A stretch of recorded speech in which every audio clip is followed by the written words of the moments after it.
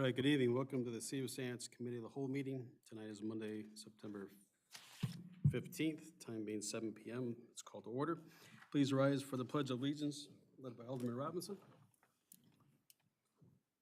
I pledge allegiance to the flag of the United States of America and to the republic for which it stands, one nation, under God, indivisible, with liberty and justice for all.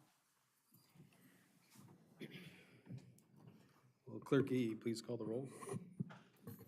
Alderman Arnett. Here. Alderman Chun. Here. Alderman Dankel. Here. Alderwoman Erickson. Here. Alderwoman Inman. Here. Alderman Ketchum. Here. Alderman Kreinbrink. Here. And Alderman Robinson. Here. All right, we have a quorum present. We'll move on with the mayor's report. I do want to announce that I've already been engaged in conversations about the July 4th, 2026 America 250. That's a national celebration that's taking place across our nation, and we will have a citywide committee for that.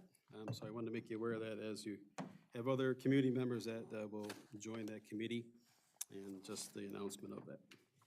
All right, item B is the proclamation designating September 17th, 2023 as Constitution Week.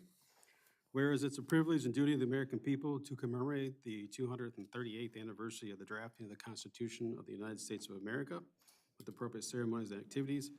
And whereas it's fitting and proper to accord official recognition to this magnificent document and its memorable anniversary, and to the patriotic celebrations which will commemorate the occasion.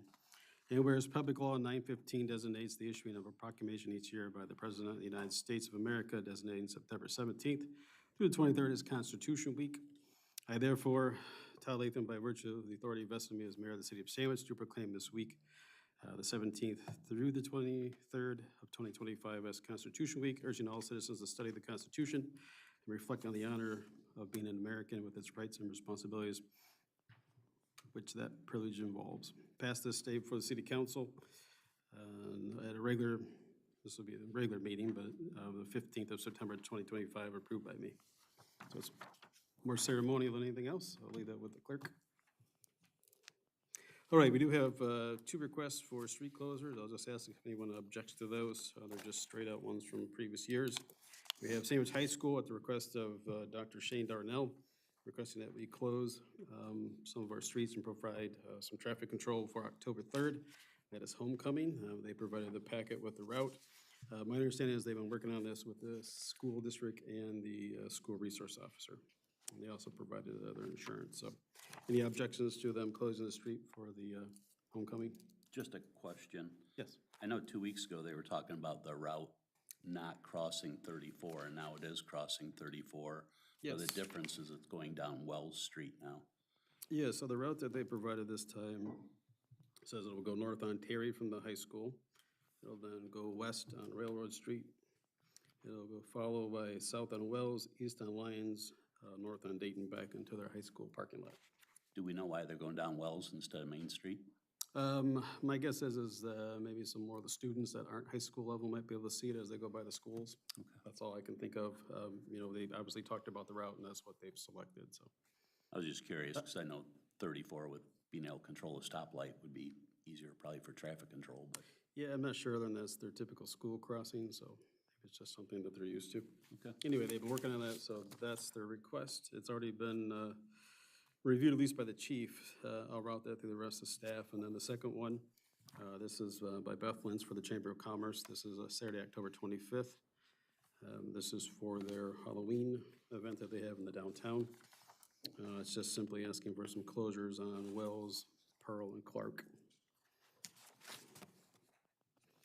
And we have insurance information as well. So any objections to the closure for the Halloween event? Okay, then we'll go ahead and, this one's already been routed through the staff. I think I'm the last one to sign off, so. Okay, I'll put those to the side. Attorney report? I don't have anything for this meeting. Clerk report, Clerk Eady. Okay. It is time to set trick-or-treat hours.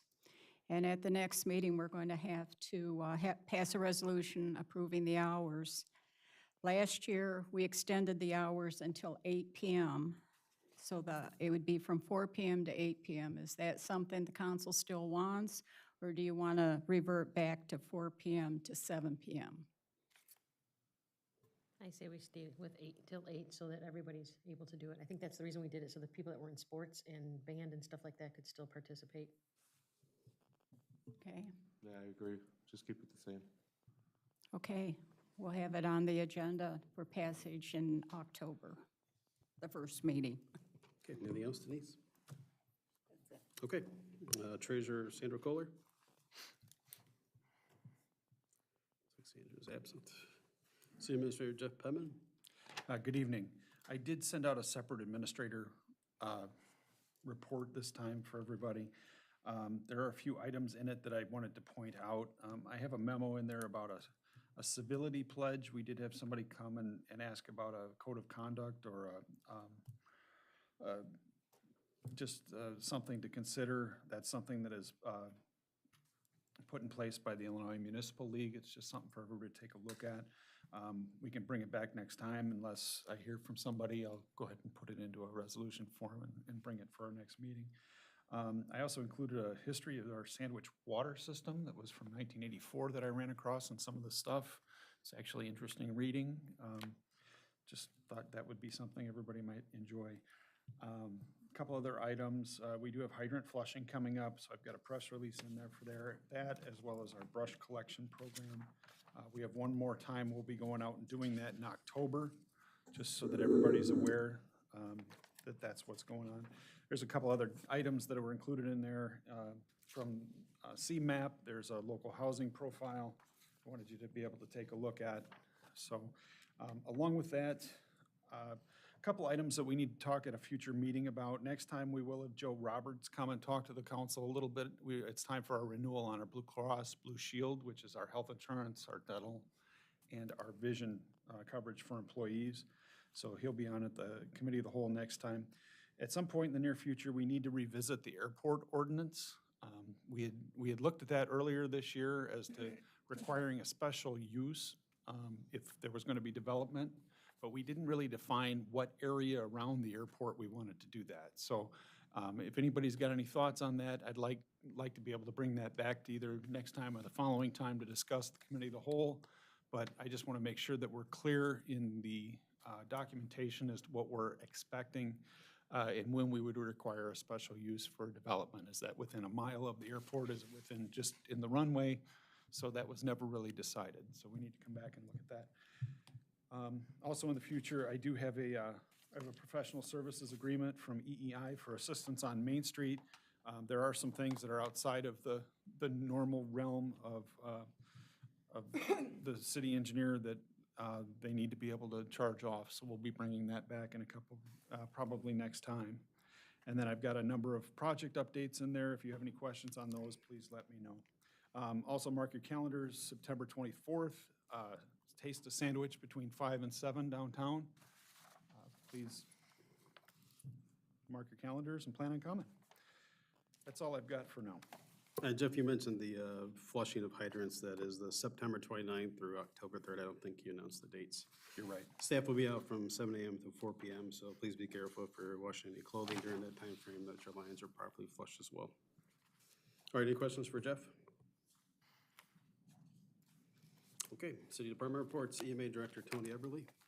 So just a couple of updates. EMA volunteers spent nearly 49 hours assisting Chief Sunny's team with the fair traffic last week. So I want to say thanks to all the volunteers that spent time out in the streets. And then I'd also like to thank Alderman Kreinbrink and Chief Haggerty for a donation of radios to the EMA. So thank you. All right, any questions for Tony? All right, Chief Sunny is not here. We do have Sergeant Fosnack. Do you have anything to report? All right. He did include a written report to everybody as well. In his absence, he's at a meeting in DeKalb tonight trying to secure a grant. Yeah, we did have a new officer that'll be starting with the city. That's Officer Nick Santoyo.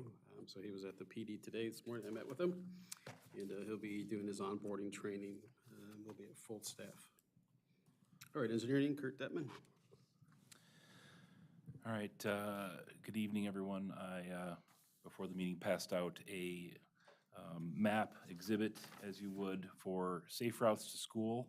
And that's something I just want to just go through real quick so you can have an idea of what we're looking to do. Safe routes to school, there's a grant out there.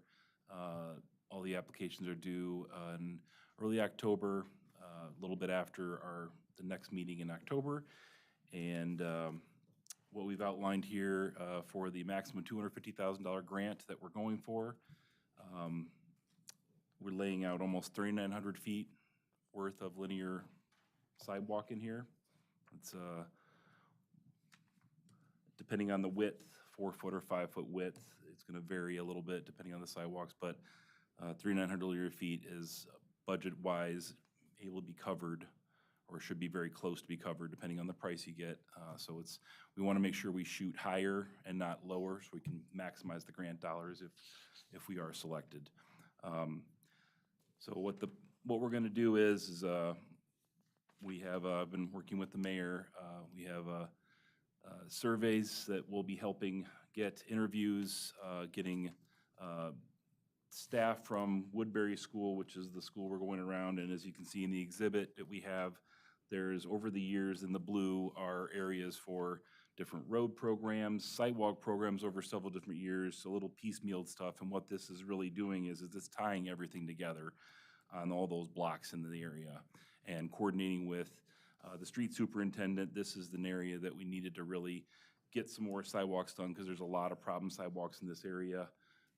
Get these sidewalks improved and to really help good routes for these kids to get to school. So just a little history for those of you that are new on council. In 21-22, we applied through HLR for this program. We were not selected. We applied again in 22-23, and we were not selected. So EEI came to us, and we did an ADA survey that we're using to use that as information to support our application. And this time, it was requested that to score higher and have a better chance to be selected, we will do a survey with the school of parents, and then we'll submit that data through our engineering firm to see how we fare. So if you have any questions at all about the program, certainly answer them. The yellow or gold portion that says proposed improvements, so is there already existing sidewalk there currently? There is only, from what we can tell, the very south side of 2nd Street, that section of 280 feet right there, there's a small section that there's no sidewalk. Everywhere else, there's existing sidewalk of some degree, whether it's broken or grown through or just very, very old and in need of repair. And the blue stuff that's already been improved, correct? Correct. And if you look on current aerial maps, and they have just, and if anyone's been to Google Earth lately, they have been through, and I think before you couldn't really get down on street view in a lot of the streets in town. And I think it's much more, there's much more coverage right now. You can actually get down on the street level and go through, and you should be able to see a lot of the improved sidewalks. It's very clear to see that white new sidewalk in all these areas. Other questions for Kurt?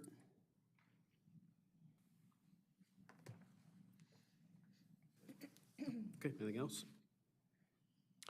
I just want to comment real quick, just so you guys understand full involvement for how the program works and costs and things like that. So the $250,000 grant covers the construction, and it covers the construction engineering. Because it's an IDOT-related project, there is phase 1 and phase 2 that has to be done prior to that, which is estimated at about $70,000. It's just all the stuff you have to do for that. So that would be the only portion that the city would have to pay for out of pocket, would be the $70,000. So essentially, you got a $320,000 project. The city is essentially paying for the 20%, which is very typical on the 80-20 split you get on most grant programs. That's only if we get the grant, correct? That's if you get the grant. There is nothing right now for charging, no. Okay, any other comments, Kurt, or any questions for him? All right, I have no items for unfinished business. We'll move on to New business, this is a continued discussion of our lead line service payment options. I think it'd be fitting before we do that, if maybe I kind of recap how we got here. I know there was a lot of things said last meeting. So the US EPA, Illinois EPA required that we participate in a lead line replacement. December 20th of 2023, they had a copper and lead line rule improvements, which requested that a vast majority of the communities with water supplies replace those lead service lines within 10 years. The initial inventory was requested to be done by April 2024. We had a $40,000 grant that we utilized to conduct that survey. And then we required some reporting that had to be done by that date, which we complied with. And then a second grant was utilized for another $40,000 a pothole, which is just a small portion each side of the B box that we would test. What it didn't do is it didn't uncover the road or go further into that, so it wasn't disrupted or broken. Then we had 3 separate rounds of surveys that we sent to our community to get the results. And just a little bit about what we had sent out.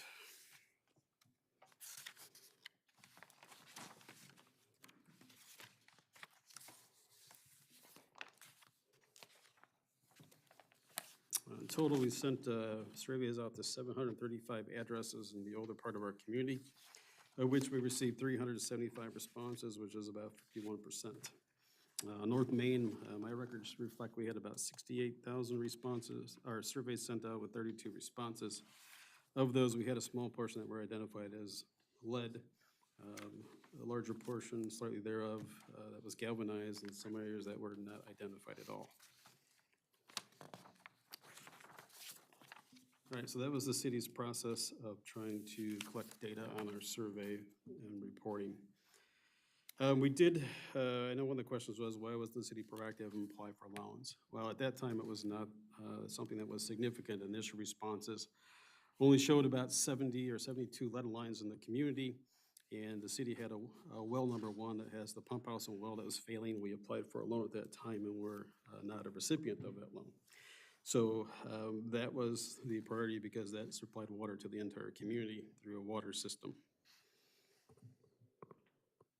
Our next opportunity to apply for a grant under the process would be for March of 26. We'd have to have everything in and submitted, and that would be for the July 25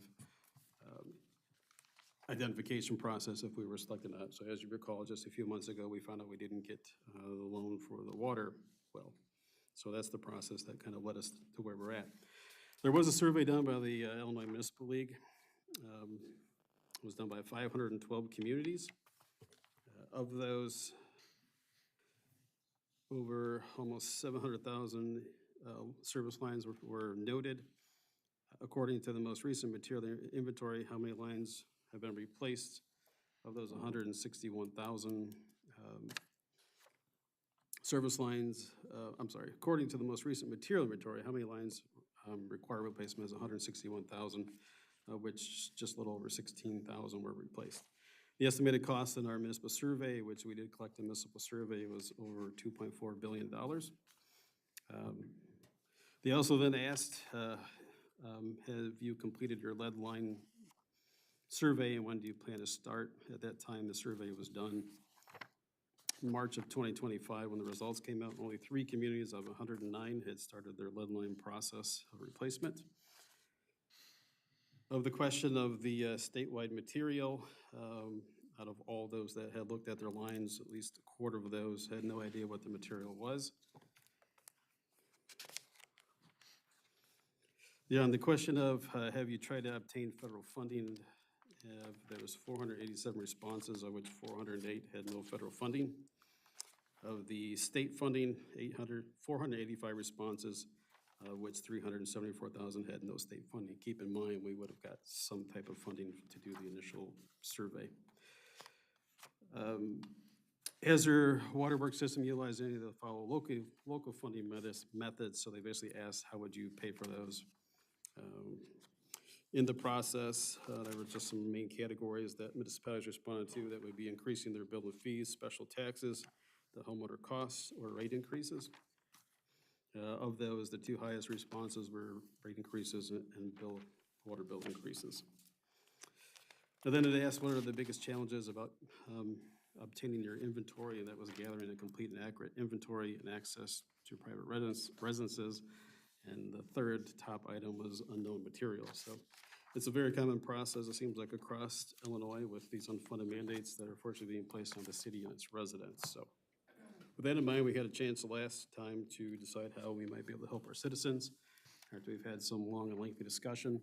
Originally, we placed in the budget 80,000 because that reflected the amount of lines that we would have had to consider mitigating at that point. And as you know, it's grown considerably. You voted 2 weeks ago to have a 50-50 split program. And tonight, we need to have a discussion about how there might be payment items for that. I'll see if the administrator has any comments on our attorney. If not, then I'd recommend that we continue our discussion from 2 weeks ago. Just to bring everybody up to speed, last week we were able to get notification out to everybody. Those were delivered to homes. In some cases, I guess they didn't believe that I didn't do it personally, every single one of them. I did some of them.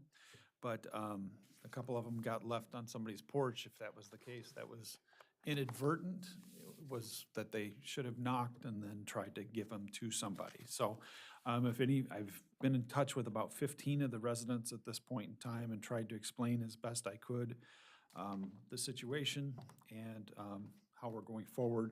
What I don't have, and one question that I've been asked a number of times is, what kind of payment arrangements can we make? So I need to know what the council's comfortable with. Can we spread this over a number of years? Can we, I would hope we're not looking for interest on this, because I don't think that that's something that is it's not gonna benefit the city, and we certainly don't wanna hurt any residents. But,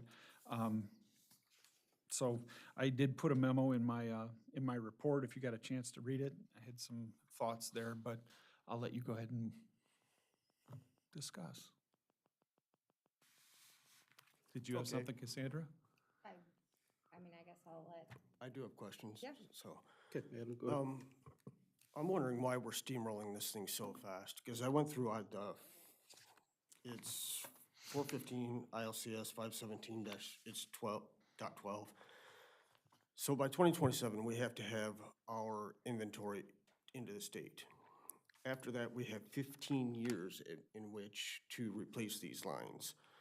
But right now, it seems like we're a steam engine rolling right down the track and off the tracks. Well, If I may. go right ahead. So we are under 17.12 FF1. And this is essentially what we're dealing with now with the Main Street. These are considered emergency repairs. We were discussing in different fashion about whether or not we just apply this to the Main Street project. But I think that the city council decided that they wanted to apply it to everyone. And so where we're at is, because these lines were disturbed and because the subsection FF1 specifically prohibits partial line replacements, at least as it pertains to these ones that have been disturbed, these ones have to get taken care of. Right, but at last council, we were total of 3 that were on the 30-day clock. At that time, that was correct. There was 3 2 weeks ago, but in order to continue moving on the Main Street project, we've had to disturb a number of them since, and that was the urgency, is that once they're disturbed, we're not allowed to have partial service lines. We have to report any partial service lines to the EPA, and we have to do it within the 30 days, or we have to be able to extend it out to 120 days. Right, but at There's this point, specific requirements to be able to get that 120 days. we're handing homeowners letters stating they have 7 days to respond. If they do respond, they have to either pay a contractor, pay half upfront, and be reimbursed. At the last council, I stated that I didn't feel we had good bids, hard bids, and I still don't feel that's correct. Because I talked to a contractor that did one on Main Street. We're sitting at $10,300 right now for a bid to replace water lines. I've got one right here, and as long as we can give him 5 a day, he's at $8,000, which is a considerable May I? savings. Is that a prevailing wage? Huh? Is that It's a all prevailing prevailing wage? wage. Yes. Okay. I read the law. Well, that's, Okay. 'Cause that's that- terrific, but again, bringing that to us now doesn't help. We've been But trying for weeks to find a contractor, and because everybody's busy, that's the price we got. I mean, we wanted to get something that was less, but we had a number of them that wouldn't respond to us. So, you know, with all due respect, if we can find something better, that's fine. But the thing of it is that we are still mandated by the state to get these done within 30 days. And, you know,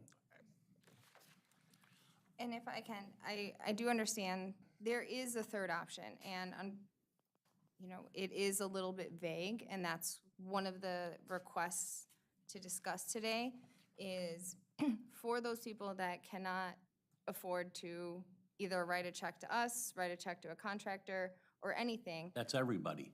That's And everybody. Yep, and so how does the city council wish to address the repayment of that to the city?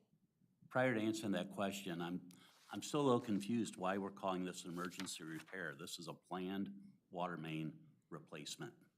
So why are we saying this Yes, is an so emergency? some of them were because the service lines disintegrated when they went to go work on the main. I know that that was the case on one of the properties. Some of them where they determined that the B boxes were broken and needed to be replaced. So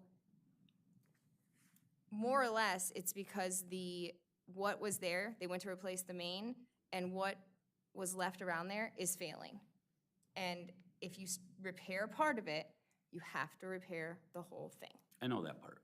Yeah, so that is why. And because we don't have to go start digging this up or anything like that for any other area until 2027.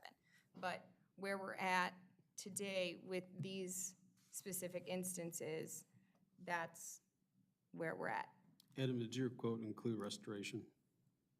No, it doesn't include restoration, but what does is bring the quote down $1,900. And I would think that our city guys at $1,900 for 30 lots would be pennies. So Possibly. it's trying to save the city money, save the residents money. Yeah, I'd have to refer that probably Alderman Chun to see what their workload is still. And I will say, I can tell you, I don't have the answer to this, unfortunately. It was something that I was discussing with my other partners about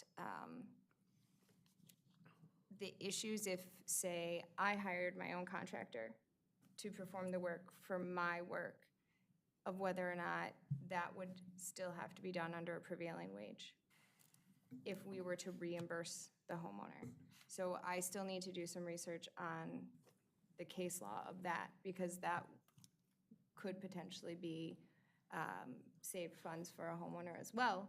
But I have to do case law because the law is not crystal clear on that. And I tried looking at it and I couldn't get to an answer today. And I want to make sure we're getting quotes that we put out there, that the quotes are consistent with what we're asking from everybody, so it's apples to apples. I'd be happy to give it to you. Yeah, and I don't disagree. I mean, we should always see if we can do anything in-house, and if we can take care of it, we should. And I think that with this mini, I mean, I don't know if there'd be a reason we couldn't have, we might need multiple contractors because we have this 30-day. So, I mean, that information could probably be very useful. absolutely. And residents have the opportunity, if they want to find their own contractor, they could do that as well.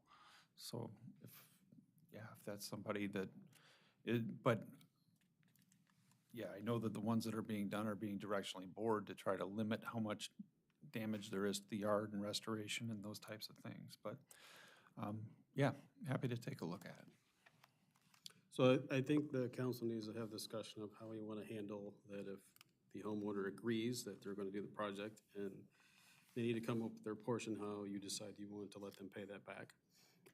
I think the other part of that then is, after that conversation is done, is to come back and see if we want to pursue the loan, because there is a process that we've engaged our engineering firm to help us prepare that, and there is some work that has to be done on the environmental side to prepare us to move forward with that loan option.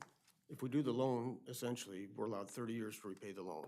You take all 400, you divide that over 30 years, your average cost per year for a homeowner is $350. That's all it would cost to replace that line. So, I Yeah, mean, as long as there's no interest on it, but you also got to keep in mind too, we don't want to keep the layering interest, debt on the top of loan debt. program for lead line replacement, 0%. 0%, and there's also a chance for total forgiveness, but we won't know until all the applications are in, the funding's available, so. Not only that, but I also want to bring up the fact that in the letter that went out, because the council, we did not receive the letter. And I received several phone calls regarding that letter. And it's hard for us to talk about something that we never saw. So it's like sending the fire truck to the house after it's burnt down. So in that letter, it states that if they just decide to choose the waiver, if somebody cannot afford to pay for this line, the city's taking their right to the 50/50 away. And I don't think that's fair at all, because if we have residents that need to save up some money to be able to pay for this, how are they getting kicked in the knee because they can't afford it? That's kicked in both knees at that point. Well, you can take it that way, Adam, but quite honestly, I don't think we can speak for future councils. I mean, we had a plan as to what we were going to do with this, and then it changed. So that's why I put it in that way. So I apologize if that's misleading, but I didn't feel comfortable saying that we're going to forever offer a 50/50 program. I mean, I know that's what the council said they wanted to do, but I feel like as soon as I put it in writing, it changes here. Well, I mean, when it was And voted it's- on that every single line was going to be covered, it doesn't matter for other it was voted in that all lines would be covered. Until it's changed. And I guess my thing is, I think that the incentive there is to get people to take care of it now, which is in their best interest. And if we're not gonna charge them interest on for us fronting the money, I don't know why that would not also be a benefit to the homeowner, because they, It is, but we're only fronting 50% of it. A lot of homeowners don't have the other 50%. no, I mean, in reality, we're fronting the whole thing. That's the way it was worded, is we're gonna pay it, and then they're gonna figure out how to pay us for their portion. So we're not fronting it all. What? We're fronting it in the beginning, but they're still gonna have to pay for it, and within a week, they're supposed to give a $5,000 check. No, that's not what it says. That's what it says on the sheet. It says there were three options. There were three options on the sheet. The first option is, yep, sign up with our contractor, and you give us a check for 1/2. The second option was hire your own contractor, and then you can submit it, you pay it and submit it to us for reimbursement. Third, let us go ahead and do it and and it says, I would like to discuss further arrangements for repayment of the amount. No. And, That is what it says. okay, I'm gonna pull it up, just so I can. Okay, again, I think you're here at the last meeting. If you want to speak, you have a chance for a public comment, but the council needs to have a discussion. I can't have 5 different people yelling comments from the audience. You're very clear that we should be respectful for each other. I wish you did the same for us. I didn't say you were the only one. Thank you. I'll give everybody their chance to speak under public comment. You'll have 2 times tonight. You'll have it under this meeting at the end and at the beginning of the next meeting where the council would have the ability to take any action.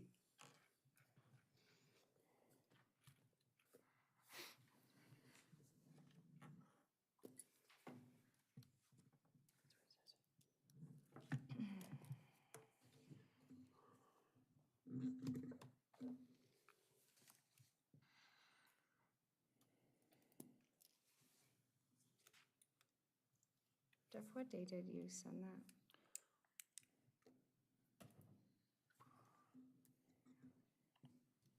I believe it was the 9th. The 9th, okay. I mean, I have it Here, I'm in pulling here. it up on the screen. I have it in here somewhere, I'm just trying to make sure I'm looking at I've the- got one here that says submit an invoice and proof of payment to the city, meaning you've paid for your service. And then wait for your reimbursement of 50%. So in other words, it comes down to you're writing a whole check out for this thing and then Here's what it says. I've included a check for $51.50 and/or will pay the sum in full upon completion of replacement of my service line. The second option was I'd like to discuss a payment plan. And then the third was I'd like to discuss other repayment options.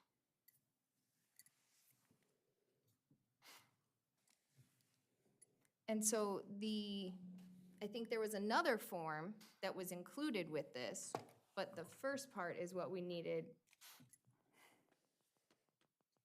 a response to in the beginning. Yes, and we needed a 7-day response because we have to arrange the contractor to be able to come out and start. We have to have everything Julied, we have to be able to get that work done. So we needed an answer, at least on some of them, so we could get started. Those that have called me and have spoken with me and said, well, I'm concerned about the 7 days, I said, look, we're having a meeting tonight, we'll have some more information on the repayment plan, and then you can make a decision. So it's not that we're trying to make this difficult, but it is an urgent thing that we have to respond to. I mean, this isn't something that we're choosing to do. So I hope, and I hope that the residents that I have contacted, that they understand where we're at and what we're trying to do. And for those that I haven't been able to speak to yet, I look forward to being able to do that.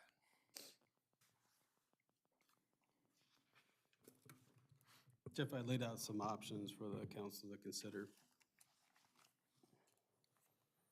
You have those available? Are those from the last meeting? No, those conversations we had. Oh, no, I don't have anything written on that. So I think that one part of this is hearing back from our residents to give us an idea of where they're at on this process, right? We didn't want to be in this position either, right? That's not where we wanted to be. We thought we were being proactive by doing a survey. The survey would give us some level of valid data that we could use to make assumptions to move forward on how we might operate in our budget and our process and our work on Main Street. And that changed. So now we have to change it. We can't be proactive. We now have to be reactive as a council to find solutions for our residents. So part of that is how do we help them pay with the 50%? It's just not $51. It's 50% because there could be a different price that's approved by them or us, even if we have some cost savings. And so part of that would be essentially the council take on that debt and we simply bill them. My recommendation is it wouldn't be part of the water bill. It'd be a separate process to keep those separate. And you would have to decide what you're comfortable with payment options for them. I don't believe we should be charging them any interest or any fees to do so, even though it will be a cost on us as well. The state and federal government don't care what kind of costs we have. We just have to comply. And so I think that's something that you need to consider so we can tell them what our plan is as well and give them some options to pay it off over time. In the meantime, I would need council to authorize myself and engineering firm to move forward with the loan process because there is a cost with that as well. And then we can see how we are positioned when it comes July of next year when they do the selection process. And then in the meantime, our water well, which has some issues, will be put on hold so we can figure out how to pay for that as well. And my point to you, Adam, is we already have debt for the wastewater treatment facility. We have debt for the fire department. Those all have principal and interest. And then even adding just principal still has a cost to us that we have to figure out how to pay off over time. So my concern is if we don't get a loan for well number one, we have to figure out options to solve well number one because that won't go away. That's a 100+ year well that's failing. So that was my point about all these things add up when we have to figure out how to pay off our debt. So, council, what would you like to do? You can have discussion. You can figure out how to solve this. We don't meet again until October 6th because we lose a Monday. We don't meet the 5th Monday of the month. So that's some of the urgency of trying to figure out how we can move forward. Well, we've already said we're gonna split it with them, correct? Council That's what voted was yes. decided. Yep. Yes. So, as I said in the past, I don't think anybody can afford it, even the half of it. Most people aren't gonna have that money sitting around to be able to do that, so. Nope, I think we all agree on that, right? I'm sorry? We all agree on that, right? That we'll assume that our residents can't afford it and they're not in that position and maybe others are. So, you know, the few people I have spoke to this weekend basically said that it was difficult looking at that letter because they didn't know what other options were and didn't know an amount because basically it was an estimate. And I agree, it's tough to make a decision when you don't know what the amount is. They had heard, whether it was in the paper, on the radio, things about us talking about a lien. I told them that I didn't think the council was in favor of liening property or anything like that for this. We just raised water rates a year ago, and they basically doubled. So it's really a kick in the teeth to be doing something else for the residents.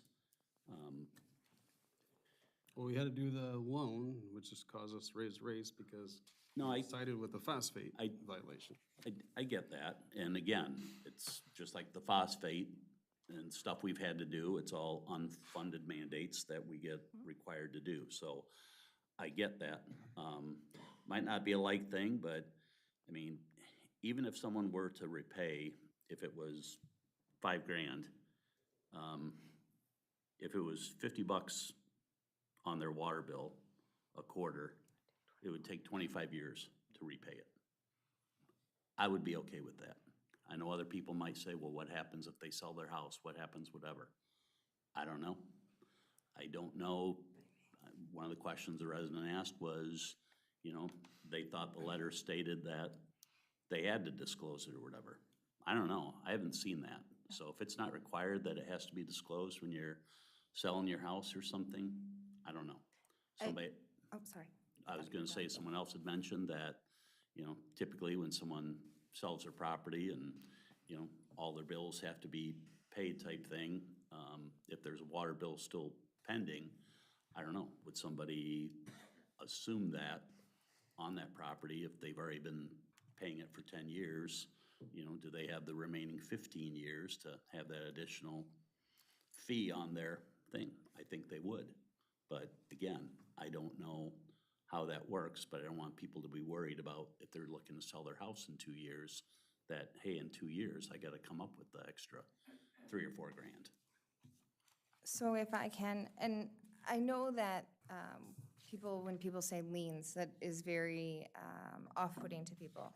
So I had kind of looked into this, and a couple of different options would be a memorandum of agreement, where we would just enter into an agreement with the homeowner for what their payment plan was gonna be. And then the other would be a memorandum of judgment. And the thought process there, my understanding, not all, but there are, unfortunately, a lot of this is affecting some of the elderly people in the community. And so I don't know, you know, every detail of how that works, but if we were to do a memorandum of judgment with 0% interest, it could be recorded against the property, and then with an agreement by us that we would never try to reinforce it, only if the property was sold.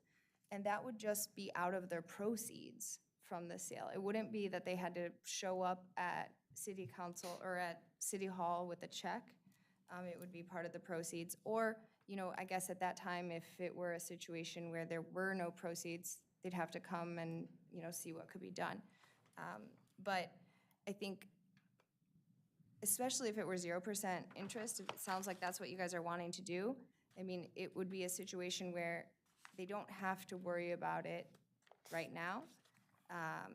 Or again, memorandum of agreement, they make the payments and they do what they can. But to be good stewards of the municipal funds and to make sure that we're being, you know, fair to all people, there should be an agreement, regardless of how, if it's, you know, 10 years, 20 years. So let's say I take your deal, right, and I sell my house in 2 years, but I've only paid for 2 years on my repayment process, and you take the full amount. I'm trying to figure out where the balance is in that, right? So you continue to pay for your line, but I pay for 2 years and I get off for the rest of it and I'm gone. I don't live anymore, I moved, my house is sold. But my thought would be is that, Can't do that. I mean, unless, I guess, a party would be willing to become a subordinate on that. But I would tell you, most people are not going to buy a property and agree to pay that. I mean, I guess it's possible, but and again, I it's don't know. unlikely. I don't know how it would work, but I just know that's a question that had come up. So I'm just throwing it out there as far as to make sure we have all the questions answered. Yeah, and so, I mean, I had thought about that, you know, it's one of those things that, because the Real Property Disclosure Act does require that if you are aware of these levels, you do have to disclose that. The other thing I would say too, it was mentioned by one of the residents, homeowners that I spoke to, they said that, you know, their water is tested and it's fine, it's within the limits and everything else. they've got a filtration system, et cetera, et cetera. So they obviously said, if there's no problem, why wouldn't they do the waiver then? Because then it costs them nothing. They get free filters from the city for the filtration or whatever. No, we actually looked into that. That is not the case. That's only until we are able to do the replacement. And then after a time when we would be willing to do the replacement, then it's their responsibility. So it'd be 30 to 120 days is when we would have to provide filters. And EPA doesn't say whose testing we accept. It just says that the testing must be done and reported by the city. So there's also nothing in the language where it just says we can allow the residents to test and give the results. So it's nice that you know that this is the case for this resident, but that's not we don't know if that's the reporting process. And we won't know until the EPA tells us what it's going to be. So again, though, but the resident, if they did a waiver, if they didn't do anything because there's no problem with their water, they might have a lead whip or whatever you want to call it, the rest is galvanized, whatever. But if their water is fine to drink, which if they're using their water all the time, it will be, it's not just standing there in the lead line. If there's no issue, That appears to be an option. Yeah, that would be an option. I know We that, just don't know what the future of that waiver would be, right? yeah. And I think one of the concerns from the EPA is that work that we do on our side is gonna rustle up things and loosen things up, and that could put the lead through. I think that's one of the concerns, is that it will then flow through. and that's probably why there's required testing then Yes. for it. Yeah, some of these communities, keep in mind too, my report in the survey wasn't to alarm you, it's just say that most people haven't done this yet, right? Everyone just, it was pushed off, they waited, it was pushed off, they waited. Some of these communities that reported that they don't have any lead lines were communities that were on a well service that moved to a public water system as well. There's some of those that might be out there. That's why their lines aren't lead, because they're all basically a system that was put in at some other point in time that wasn't lead. So some of those are reporting that they're in compliance because they're a community that transferred to a different water service or to a private water service that was replaced. So I think the waiver is a viable option for someone like that that says, I don't have a problem with my water quality. I test it, I filter it, and I am fine with it. That waiver is an option for them. You done, Rich? Yeah. Okay, first I want to say, as far as the interest, I think charging residents of Sandwich interest on money they already paid into the city would be absurd. It was their money, they paid us bills, that's how created funds to where we could actually pay for things. So paying interest on that would be terrible. And if homeowners had 10 years to repay this at $500 a year, it's about $42 a month. And if they signed your document at time of sale, whatever was left owing on that would finally be repaid. Another thing I want to talk about, the filters that we're handing out. I haven't seen the filter personally. We looked to see if they're NSF ANSI 53 and NSF ANSI 42, because if they're not, they don't meet the state regulations. Let you answer. He's like, what? What we have is it's the Brita Elite. This is what we were told to get from our contact at EEI. So moves 99% of lead. So we have every reason to believe that it meets the. There should be It does. documentation somewhere with it that states Yeah. that it is NSF ANSI 53 and SF ANSI 42. Well, NSF, ANSI standards, 42, 53, and 401 for the reduction. And everybody got that one? Yes.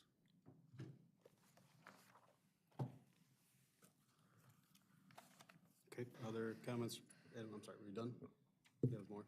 Okay. Anyone else from council have comment? Yes, Fred. Well, first off, I'm sorry I wasn't here for the last meeting. I was ill, and I wish I would have attended sick, because I'm very upset of how that vote went. There were two distinct situations going on Main Street. One was we had the inventory and we knew who had already gotten the letter that basically said, hey, the city's gonna pay the bill. And then there's additional services that are found, and those additional services now are wrapped in with the original grouping, and now everybody has to pay. So the first grouping now, who we set the tone that we were paying for those lead service replacements, are now wrapped up into this whole thing. And that's bad in my mind. We should not have done it that way. And I don't know how that came through. Secondly, there was grant dollars appropriated towards this, right? And that was to find the services. So we used that. We Yeah, just, it was a total of 80,000. Correct. 40,000 for the what survey. what I wanted to say is that we used grant dollars towards this. So it wasn't 100% not utilized. It was just that there were some little things out there that we couldn't see the entire picture, right? No. It's hard to see that. Fred, that's not correct. So when we got the report regarding the $40,000 that we potholed, as where we should have potholed Main Street and where city council would have thought they would have potholed Main Street, they No. didn't. They potholed all over So- town. I don't want to reinvent that whole dialogue, but there were some services that were potholed down on Main Street. I have a hard time now saying to the original group that you have to pay. That's me, and the decision's been made. When were they told, Fred, that we were going to foot that bill? Prior, what's the date on the letter say? There, Nate? July 25th. Of 2025? And what I'm saying is, who authorized that we were gonna pay that? That's what I'm saying. The council didn't. As I stated in the last meeting, I did. And that Because was, at that time, that was the direction that I understood from the council, is that we were gonna cover the ones that we could for up to the, we had $80,000 budgeted. So that was what I was going on. I went out of town and I didn't change the directive, and that's where I made a mistake. And unfortunately, more people were notified after I was gone at my son's wedding. So that is how this happened. So if you're looking for a scapegoat, he's sitting right here. Not saying scapegoat, and I think there's enough to go around, because it's been going on for a while. And going back to what Adam had said as far as the potholing, again, if we did any potholing in Webb, in Sandhurst, in Fairwinds, that would have been dumb. That would have been a waste Sure. of tax dollars. Most I don't know if definitely. we did or didn't, but I would agree that we should have potholed every single one on Main Street where we are redoing the road. I'm also gonna state that I think if we thought there was only 6, and knowing that we have to replace it, unless, of course, they sign a waiver, because we can't do it without their permission. So if there was only 6, we have to do it. We have to pay for it up front. I think that's the money that we're earmarking, but I still don't think there was ever a decision made that we weren't going to be doing a 50-50 or getting a reimbursement or anything else. If I missed that discussion, I missed that discussion, but I don't recall us doing that, whether it was budget time or when we were doing the actual design or whatever for the Main Street reconstruction. Well, during the budget process, we talked about those lines being done because we thought there were 6. And at that time, there was a discussion as to whether we lower that amount, because at that time, we were being told it was $6,700 or something like that, which would prove to be incorrect. And the question was asked, should we lower that amount in the budget? And I said, no, let's make sure we've got enough in there. It can roll to another year if that's what we need to do. But that's why I felt like we still had those dollars in there to do it, because there are things that are gonna come up. Whenever we have construction projects, there's always issues. There's always things that are unforeseen. In this case, we found three on Arnold Street that we didn't even have on our list. I mean, unfortunately, we didn't know how that was going to all come to I fruition. still think this is Fred's floor time, but I thought my understanding was during budget time, that if there were 72 lines, we had 10 years, that was a little over 7 lines per year, times 10,000. We could do that per year to resolve that issue. That is not the case. The galvanized that were in this list ended up having lead whips. I believe that were only discovered when they opened the street up to find out that they existed, and we couldn't tell even from potholing if they existed. That's my understanding, that they were all subsurface. And the only way that we found out was when we started construction on the street. yeah, and that's where I was kind of going, is that those whips were in locations that we would not have potholed, right? Yeah. So what I just wanted to illustrate is, we knew how many lead services we definitely could tell right off the bat. And those were identified. These other ones were add-ons. So the part that I'm having a real discomfort with is telling that initial group, sorry, you're now in the main group and you got to pay 50%, when we already gave them a letter, already told them that we were going to take care of it. And then now on this other side, when they fill out all the forms, when they check everything, when they go and look at it and they don't find it until after it's excavated, now they have to come on board and they have to pay 50%. Jeff came to the council and asked for $300,000 additional to pay for this. And the dollars and cents are all gonna align. It's gonna pay for it if we would have just went forward with asking for the additional funding to put towards this project.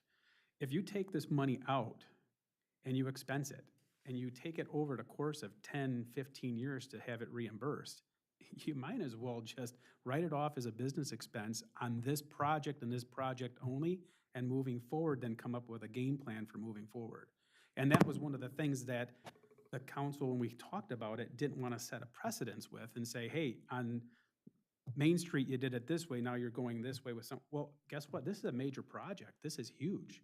This has a lot of implications of dollars and cents and funding and grants and all that fun stuff, and just timing of the project. So I don't know if there's a way to go back and rescind that decision or talk about that decision. There were a couple of us that weren't here at this meeting. There was a tie, the mayor had to break it.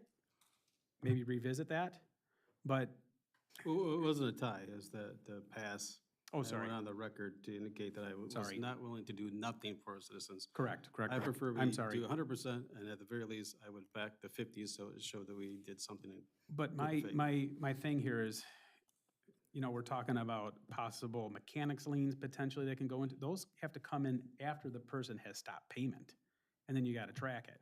In the office, how are we gonna set up billing systems in order to have a separate bill for these? Because that's the way it's going to have to be done.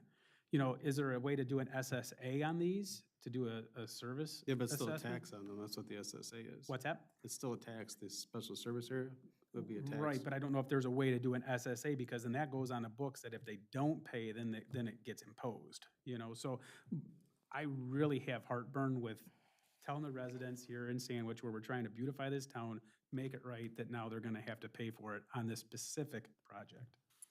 Well, you have a couple other options, right? Every year we end up with the goal of having a surplus in our budget. You could always come back and have some kind of forgiveness each year by reducing their total 50% each year to help pull that down until it's paid off. And you could do that fairly across everybody that has their debt. You could even refund people if you had to that have already paid. I believe within this budget, there's enough for you to do something. I've already said that. We And just that have to was, be and creative. that was my And it might be doing thought something process next year we at the plan very to do beginning. this year. Correct.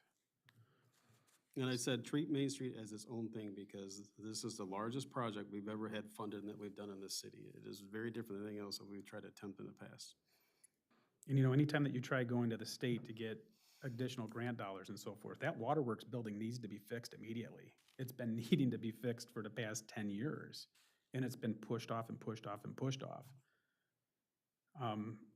To put these lead services in as a grant to try to get that money before that building, that would be crazy if you ask Well, me. we can actually apply for both at the same time. But you have a better chance of getting something that's a smaller dollar value. Yeah, they may. If they they're may trying to select- spread the wealth. Yeah, they could select one, the other, or both, but, yeah. What we do, I do agree that we risk a chance of them selecting the lead to solve the lead, but not the well to solve the well. And in my mind, I know, you know, you brought up that it's 5,000, it's 5,150 in there. That's what we're gonna make them pay, if you go that route. If it ends up being 8,000, we have to eat that difference. You know, some of these are gonna be longer, some are gonna be shorter. If they're shorter, is the fee less than 5,150? I don't think the motion was 5150, the motion was a 50/50. It was just It's 50%. 50/50, but in Yeah. this letter, it's using the 5,150 number.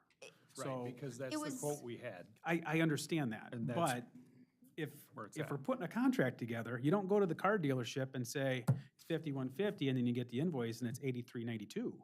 I mean, I wouldn't say, I guess my position is this isn't necessarily a contract. The idea is that it's going to, you know, we're going to discuss the payment plan. Now, yes, if they showed up with a check for 5,100, that would be consummation of that agreement. But we did not believe that many people would be capable of doing that. And we believe that most people would want to discuss a payment plan or other repayment options, such as a memorandum of some sort. So I know that doesn't solve your question, but 4292, if you take that 5150, divide it by 120, so take it over 10 years, it's 4292 a month. That would be a way to do it. That's what you have to decide on, how Well, we're gonna. that would be a way to do it. My way of doing it is to abolish it and have the city absorb it for this project and this project only. And that would be my payment, that would be my I do wish structure you of were that here payment 2 plan. weeks ago, because that was our discussion. Well, that would be my way of pushing forward the payment plan. Forgive the costs and absorb it in the city's budget. That's my pitch to the payment plan. And that could certainly be on the following agenda. We can't take action on that this evening. Correct. But I think that that is something, if, I guess, I do think you guys should discuss that so we can determine if that's, where we're going to go with that. But I did want to say, I did talk to Steve a little bit about this, and while the other thing that needs to be taken into account is that we can't get funding for what we're doing right now. It can't be applied retroactively. So if we do get funding by applying for a loan and you get any sort of principal forgiveness, that would be going forward. So it is a situation where we are looking at two different situations. It's not identical to the entire plan.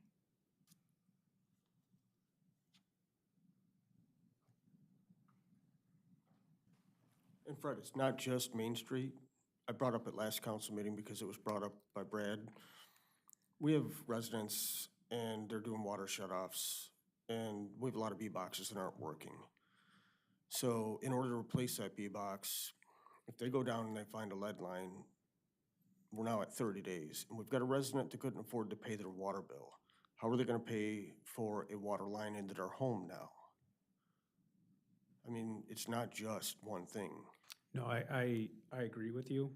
I'm talking specifically on this project, and then we have to solve that other one, because we haven't had the intel, the data come back saying that we've ran into lead in these other locations until recently.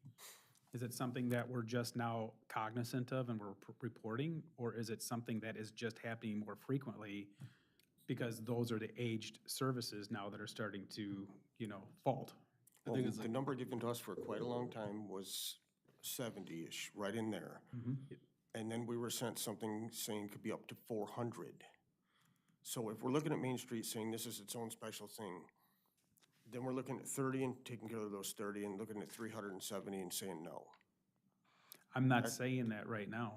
I'm saying right now, looking at this, and then we have to look long-term on the rest of them to figure out a game plan. But we told 20 homeowners that you're taken care of, don't worry about it, go on your vacations, I enjoy the understand summer, go have fun, buy that new car, put the roof on the house. I don't think we said those things, Fred. That's essentially what you said when you're gonna, Adam's point too is these recent ones are only because we had to shut somebody's water service off, and then we found out they were damaged, they failed, they were locked, froze up, we couldn't get them to move. So those were the new ones came about, those were most recent, so. And it would be appropriate to have some kind of a plan for how to handle those, if those were ones that we needed to, we need to know how we're gonna handle all this. But the time and energy that's gone into this over the last 2 weeks to try and contact people and try to work through this has been substantial. I mean, I don't know who delivered those letters. Whoever delivered the letters, if it's a city employee, they need to have serious talking to, because I received a phone call from somebody that was very, very upset. I know for a fact they work at home and they're home all day long. They happened to go out on their back porch, and what was sitting on their back porch? The letter. Okay. And that isn't right. Well, the day that I was out with them, I mean, I know that they were instructed to knock on the door, and then if they could not deliver it to a person, they were supposed to take a picture of it. So I can't guarantee that that's what happened, but that's the direction I gave. I can guarantee it happened. I got the phone call tonight. it No, happened. no, I can, But Jeff can go back That's to the not what I'm staff and saying. have that conversation. I'm sorry? You can go back to our staff and have that Yes, conversation. absolutely. It's kind of done, we just need to figure out how to address that occurred, so. Fred, were you finished? Yes, sir. Okay, so I think to the point you had the conversation tonight is solving the repayment to the city is what was the consequence of last meeting's vote, right? So that's what's before you to figure out how you want to address that. Interest, no interest, payment process over time, and then all these other things can be discussed later, but we do need to start putting some things into a procedure that we can follow. I think that's what kind of gets us in trouble sometimes, that we don't give our staff a lot of guidance, and then these things happen. So if we're already having people's lines that are failing, or we discover them, we do need to have more of a concise answer for them. If you want to come back and revisit the split, you can do that. It just had to be another meeting. It was just a vote that occurred, so it wasn't put into a ordinance. It was just a vote that you had on your procedure to handle the lead lines. Can I say something?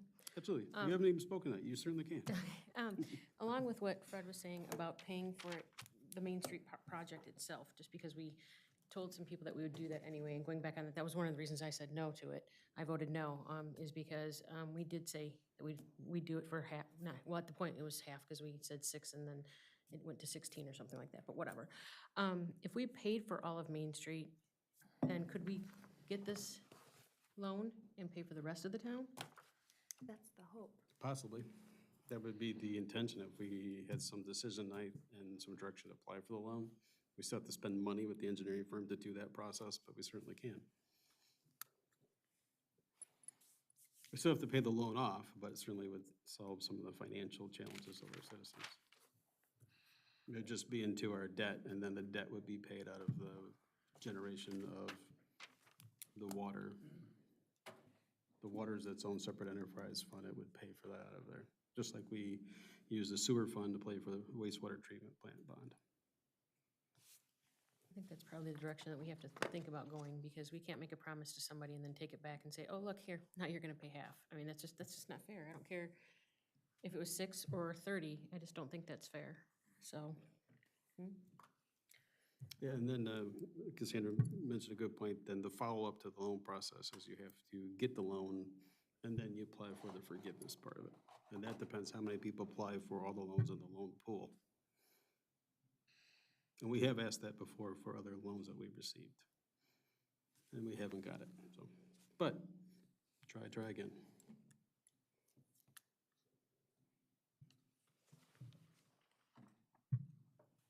Anyone else care to make a comment? Any action council would like to take on this? We can't take action, but we can formulate a plan. I mean, it sounds like we need to have more discussions. If Fred wants to reopen things at 100%, then 100% isn't an action that can be taken. Well, in the meantime, you'll have some services on Main Street that have to be addressed. Well, could we not make a motion that for the purpose of the 50/50 resident repayment for the Main Street project, the city of Sandwich would absorb the costs for those services that need to be replaced? Could we offer 1 year 0% interest, and then if the council decides to change their mind, could they do that?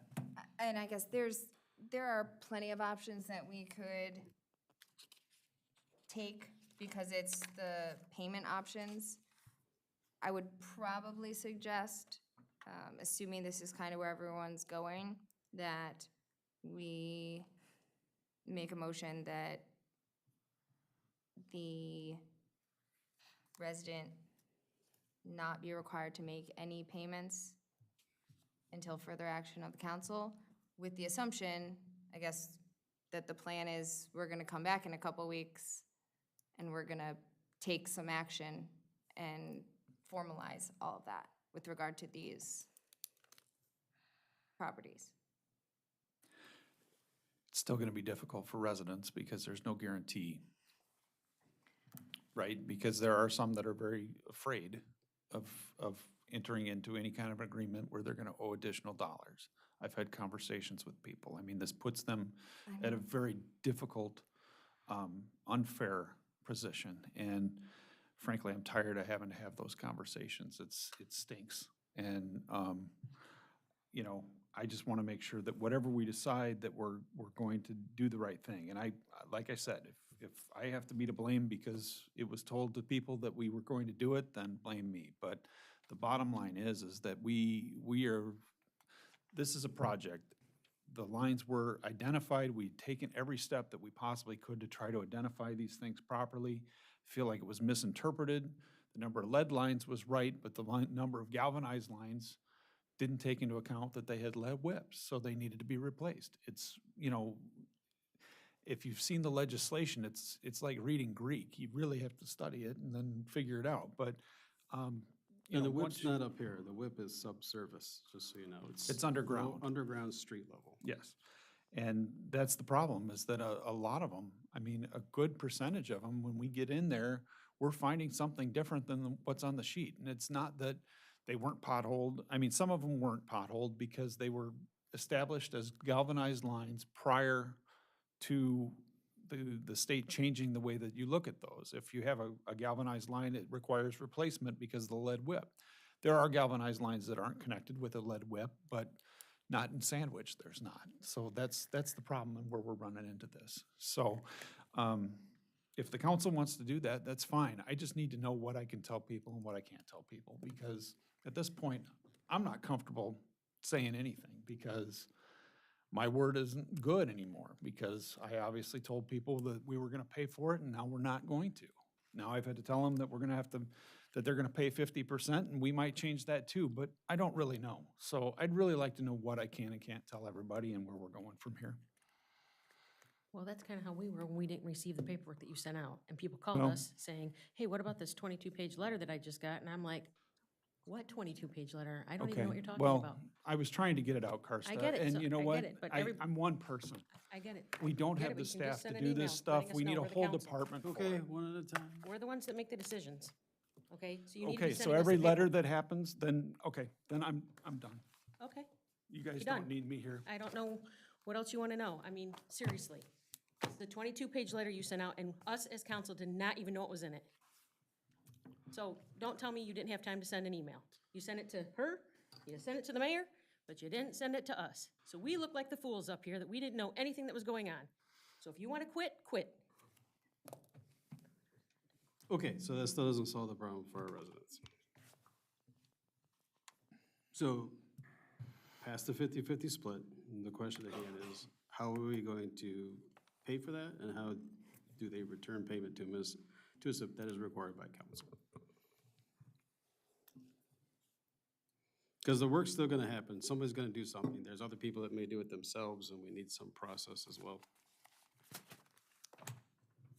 You still have to report the lines too if they replace them, because we have to keep our inventory up.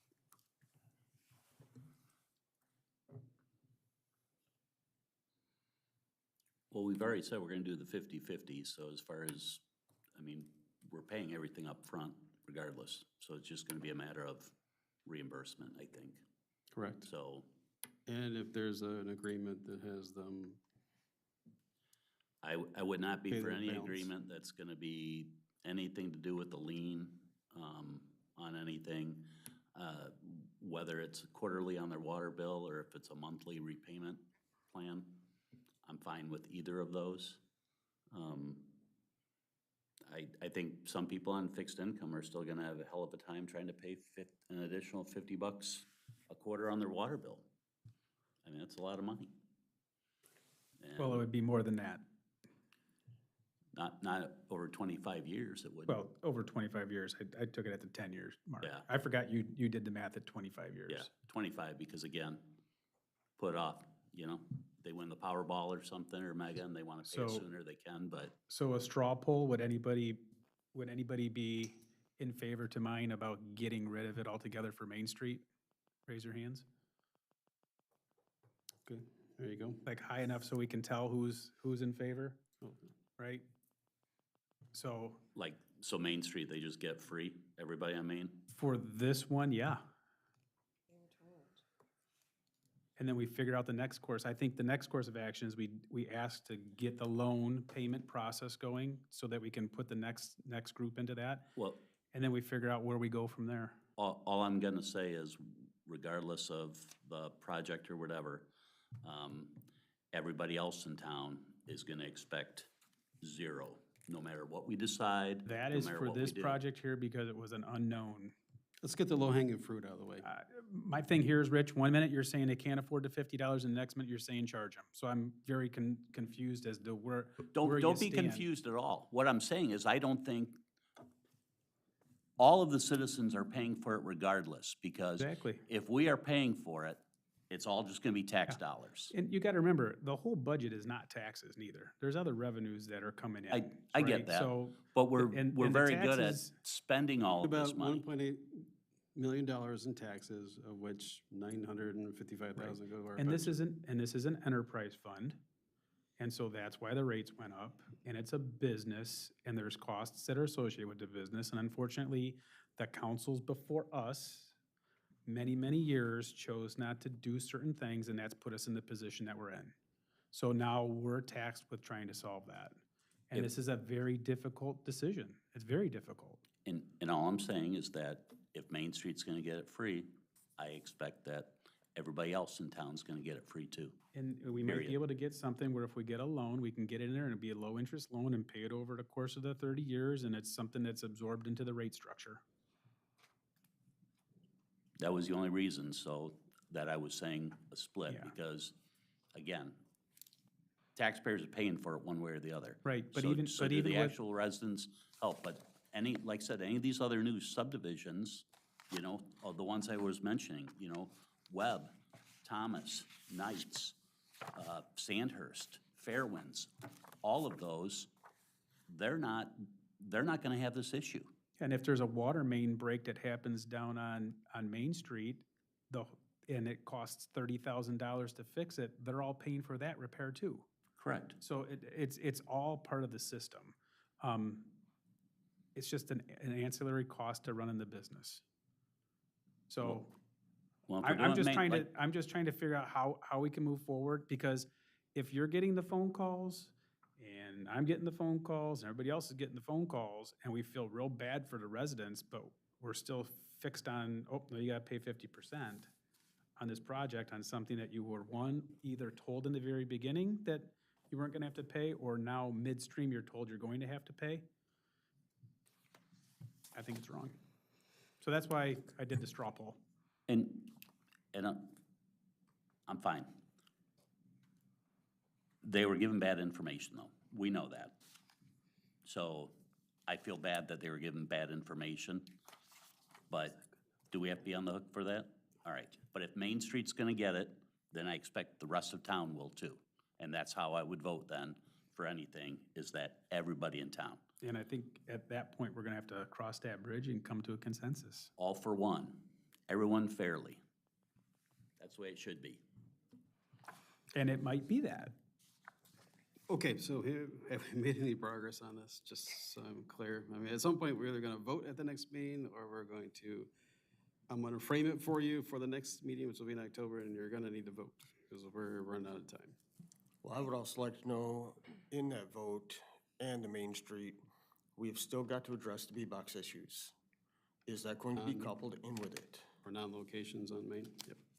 For people that can't afford to pay their water bill, they can't afford to pay a water line.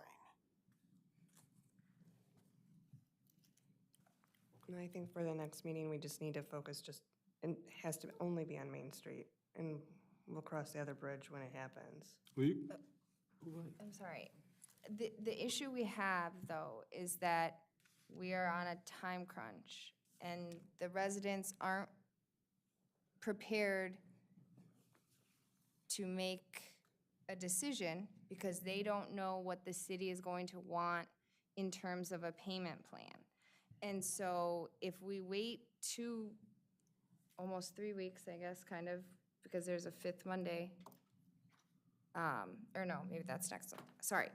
If we wait 2 weeks to make a decision on what the terms of the repayment plan are, and we have nothing to tell the residents we're not gonna be able to probably do any work in the next 2 weeks to replace any of those lines. And then we're going to be very close on our 30 days. And there are ways to get extensions, and I'm kind of already revving up to make those requests to the IEPA.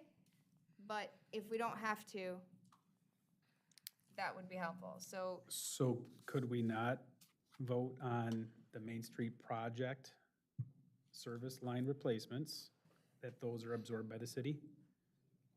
And the remaining ones will be discussed at a later date, at the next meeting?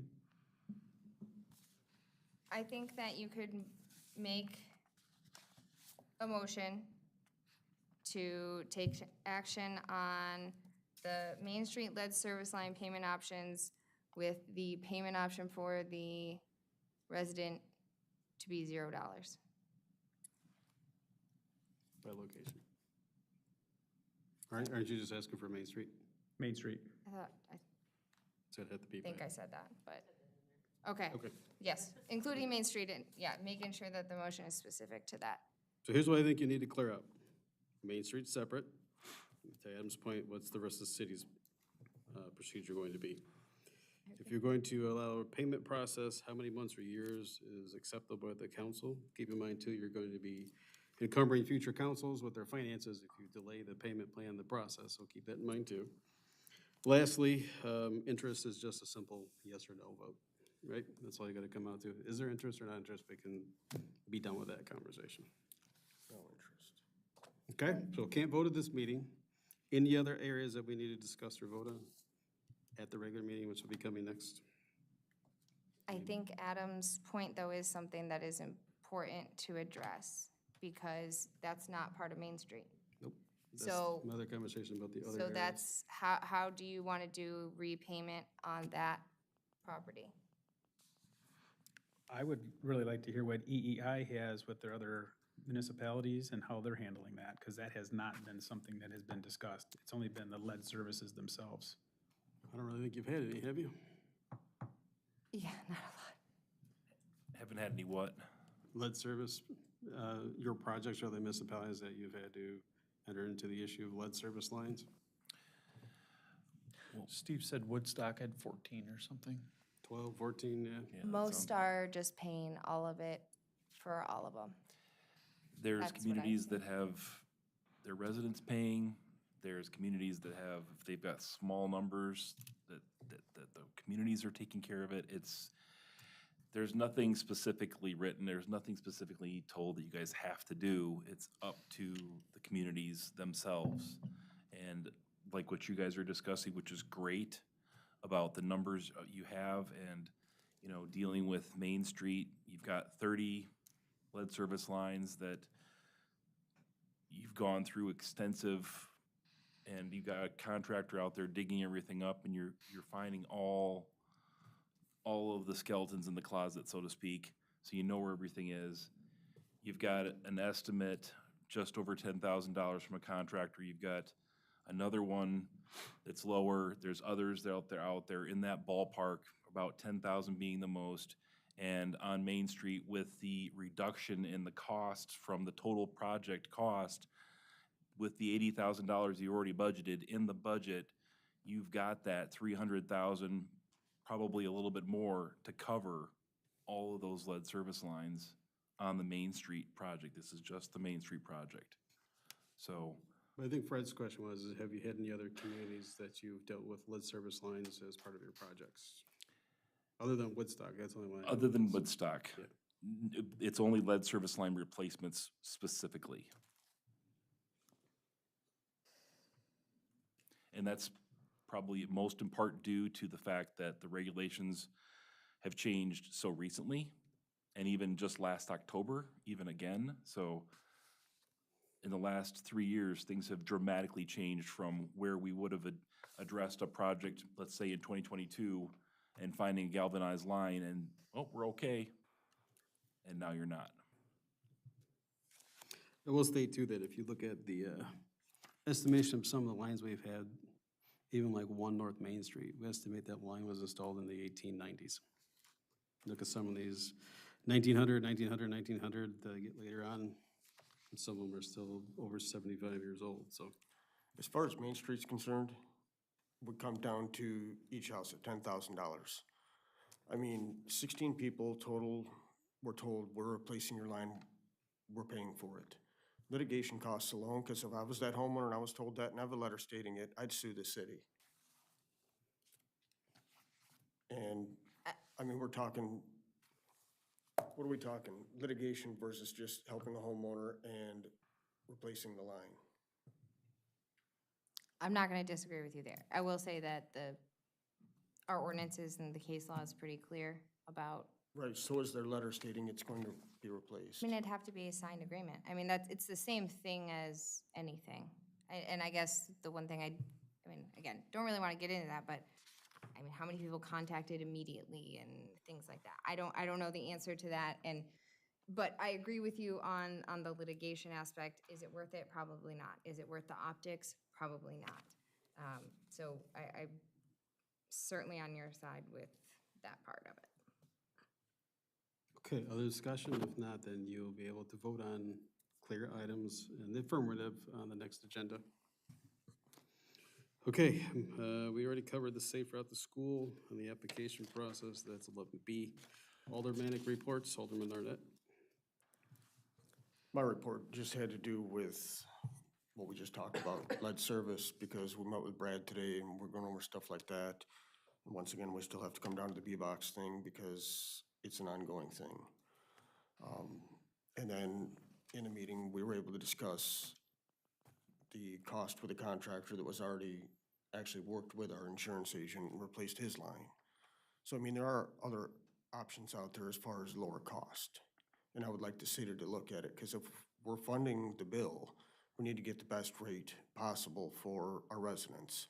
Because when it comes down to it in the end of things, if it's $4 million for 400 lead lines and the city's covering the entire thing, none of us are naive enough to think the city doesn't have to come back and get that money somehow.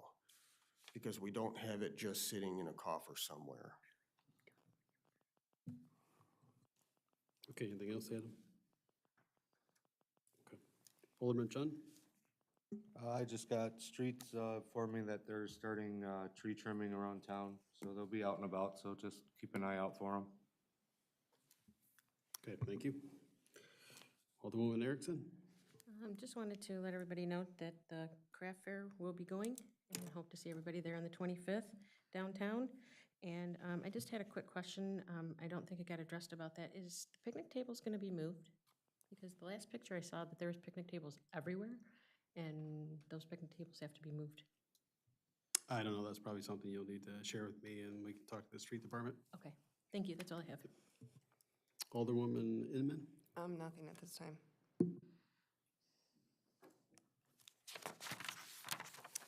Alderman Ketchum? Nothing at this moment, thank you. Alderman Cranbrink? Nothing further, sir. Alderman Danko? You already brought up the hydrant flushing on September 29th to the 3rd. I was going to bring that up, but that was already covered. That's all I have. Good, thank you. Alderman Robinson? Just to reiterate, Taste of Sandwich Wednesday, September 24th, 5 p.m. till 7 p.m. City should be doing the hot dogs again. The food's already been ordered. I'll need to know who's going to be able to assist in handing out hot dogs at the tent. First of all, Rich, thank you for taking care of that. Yep. Grill, what are we doing this year for that? I think I brought mine down in the past. You normally do. Are you going to grill this year? Or are you going to run off? I was going to take a show of hands to see who was going to help first. We got some new faces that might have better skills than I do. I'm the runner. Okay, show of hands, who will be able to help for the taste, so Rich knows. Got them all down? Okay. My understanding is the tents are completely filled out, and we may have a pop-up tent where the grill's at. So The what? we may have lost our spot in the tent because we have more people want to be under this year. How would we lose our spot? Because we're making space for people.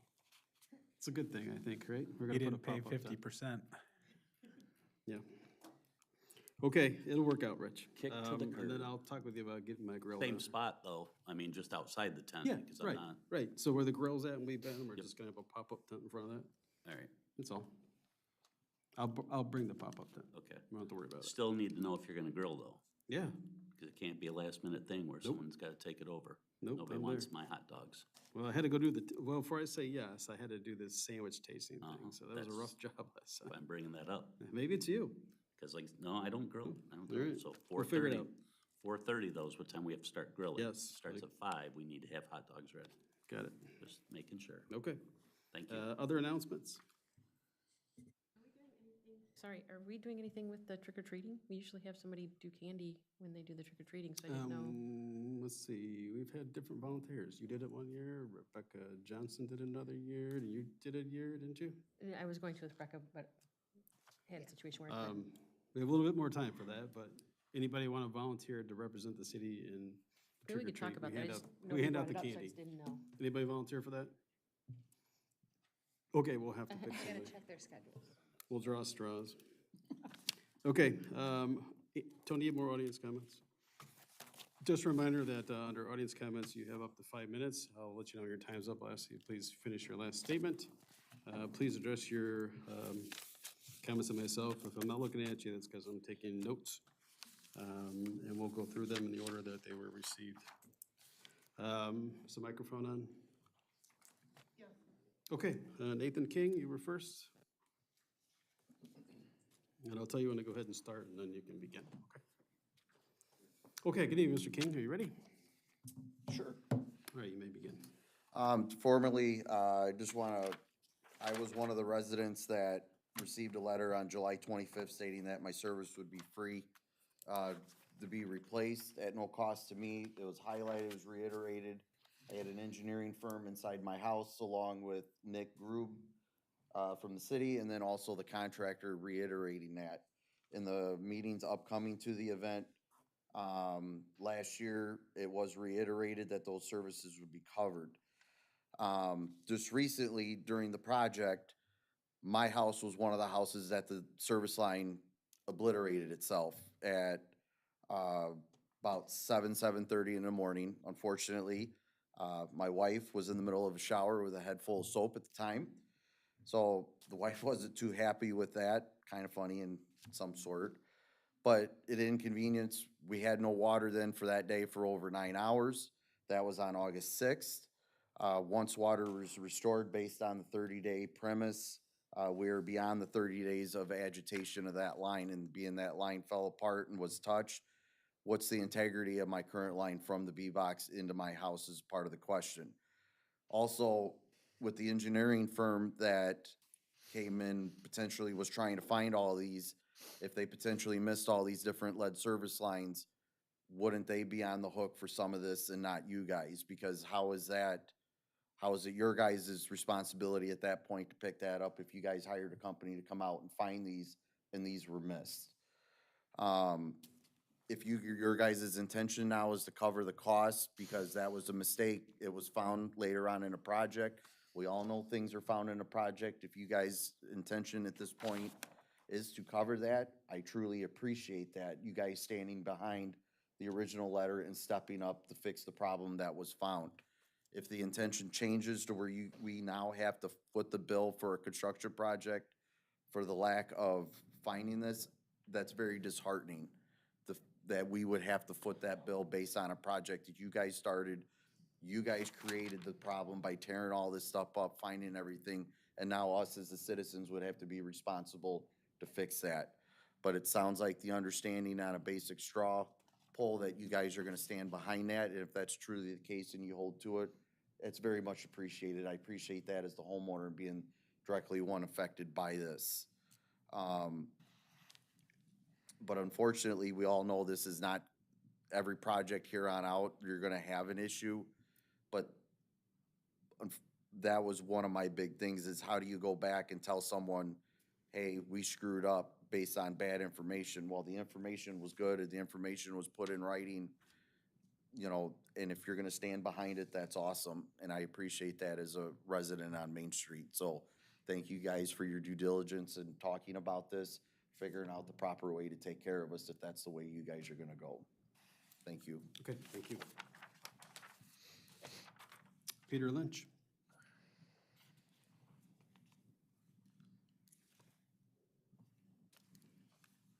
Okay, you can begin.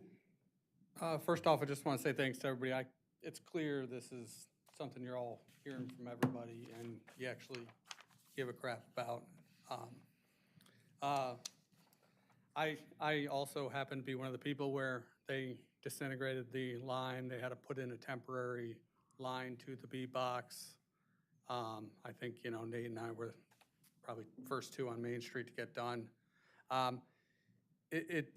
We received similar documentation. Hey, it's gonna be covered. We had somebody come with the engineer, with the contractor. They were in our house. They looked at it, all that stuff. The big piece to this is, this was an issue that got created by the Main Street project. If that land hadn't been disturbed, if that hadn't been done, we wouldn't be on a short clock. We wouldn't be on this 30-day thing. We would have these other plans of applying for these loans that are an option for all these other properties. That's not an option for us. We got 30 days, work has to start immediately almost, is what you're saying, to hit that 30-day mark. I mean, they did our line, I don't know, like 3 weeks ago. I don't know the exact date, but I mean, we're right up against 30 days, that work has to start. To send out a letter that just says, hey, tell us you're gonna pay for half of this, and we think it's gonna be $5,000. It might be more. It even says that in there. That's just an estimate. We don't know. So you're asking us as homeowners to just approve a blanket, we're gonna write you a blank check if you guys do the work. Obviously, if we are gonna be paying for a portion of it, which I don't think we should be necessarily, but the payment plan has to have a plan. But we're in a scenario right now where, because that 30-day clock happened, you guys can't even vote on it before us as homeowners are supposed to make a decision. We're supposed to turn that form in by by today or tomorrow. What are we supposed to do on that form? That's a question to somebody. What am I supposed to do on that form when we don't know what a payment plan is gonna be? We don't know if you guys are gonna vote next week to pay for it. Are we supposed to just say, let me know? I don't know if this is a question anybody can answer. We don't know how to act, so I'll obviously relinquish my time to anybody who can answer that question for us. Well, they can't answer, you just allowed to make a comment on the. Oh, well. Upgrade. But again, thanks everybody for, we know you care. We really hope you guys come through for us. As a matter of, the Main Street project created the problem, created the short clock, pretty much said, as a homeowner, there's a $5,000 or $10,000 bill coming, you have to do it in a week. That's not something anybody wants to hear. So I appreciate everybody, and I guess I'll be here in 2 weeks. Thank you. Ron Schaefer?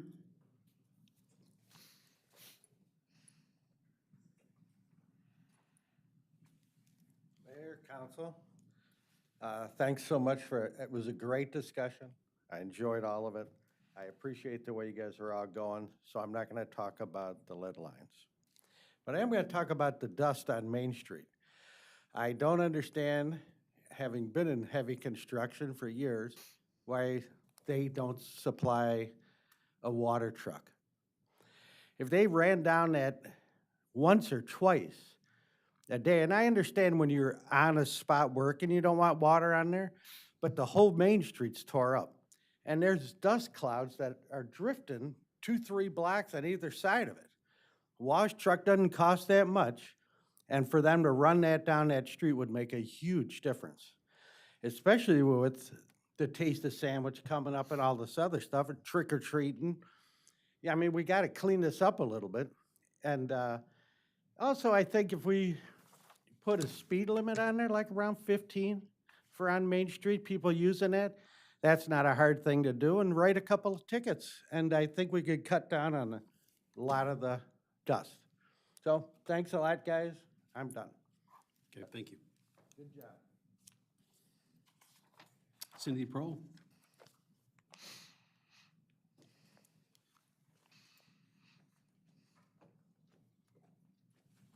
Hi, Cindy, go ahead. Hi. How are you? Pretty much everything was addressed that I was going to bring up by the three gentlemen before me. And I really appreciate all of your conversation today and considering different things. My biggest concern at this point is to what the second gentleman said, what are we supposed to do with this letter? And because it clearly says if we don't return this within 7 days, then we have some legal, financial, and practical consequences. If we're not concerned about that, or if we still need to do this, I have many other questions. So I'm not really quite sure what to do at this point. I don't know if you guys can give any sort of direction to us and the other 40 people out there. So, thank you. Thank you.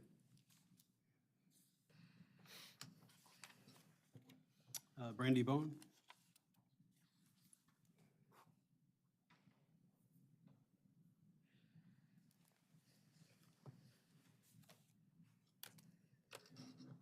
All right, go ahead when you're ready.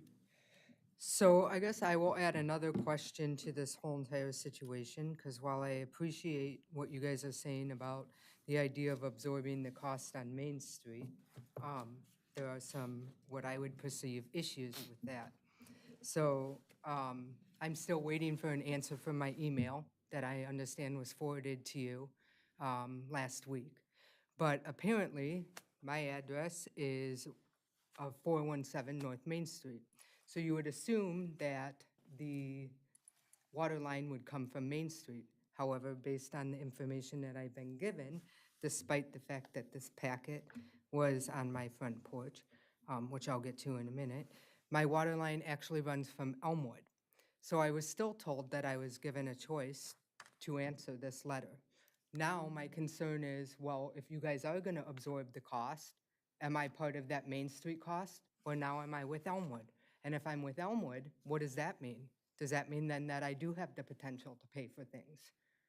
And I think that the frustration for homeowners is the continued lack of responsibility and thinking and talking and communicating amongst yourselves. And at this point, I honestly feel it's quite ridiculous. One of the things that I noted in the email that I was still waiting for an answer on was this packet was dated September 4th. It was placed on my porch by two people, I don't know who they were. One had a vest on for the city of Sandwich on September 9th, 5 days after it was dated, with a deadline of 7 days. So that 7 days quite clearly could have passed if it's based on what the date is on here, or is it dated on when it was on my porch, of which we still can't answer because the information in here is still incomplete. Also not in here is information about who the contractor would be, what the true warranty would be, whether or not 3 quotes were gotten, and how the best company was determined. And, you know, at this point, if there is a 30-day window, based on what a gentleman said back there, you guys are way over it. So I guess it's very, very frustrating that there is a lack of urgency with this, but yet you're displacing urgency on us to make decisions. I would also strongly encourage that if there was timeliness in answering things, that there also be consideration, and this was one of the things that I stated in the email, is the answers I was looking for in conjunction with this packet, I wanted to forward on to my own attorney to have reviewed. And where is that time allotted in there as well? Because as I stated again, you guys are no longer on a time crunch. Most of these houses are over 30 days at this point. So I would, again, encourage you guys to start to maybe think that the sooner the better, and have conversations before information is sent out, so that you're better able to inform your constituents. Thank you. Thank you. All right, anyone else wish to make a public comment? That's the last form I have up here. Okay. All right, last item is our motion to adjourn the committee of the whole meeting. Alderman Robinson, is there a second? Alderman Erickson, all in favor signify by saying aye. Aye. Opposed, and the committee of the whole meeting is adjourned. We'll take